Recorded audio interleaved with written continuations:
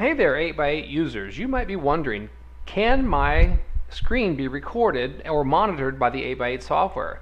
The answer is yes, and here's how you will know if that software is installed. Just because your company uses the 8x8 software doesn't necessarily mean you're being recorded.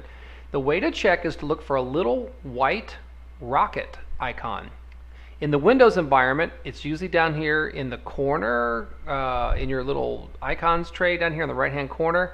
And if you click that little up arrow or caret symbol there, it expands them. See that little white rocket right there? That is the screen recording software.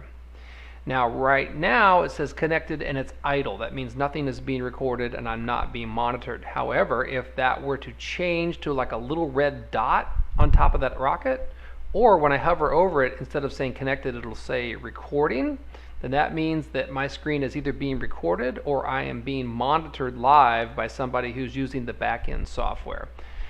Is this legal? Yes, it's completely legal. If you're using a corporate asset and you're conducting corporate business, then they certainly do have the right to do this, but you can also curtail your behavior appropriately when you know you are or are not being recorded. Hope that helps you out. Thanks for watching.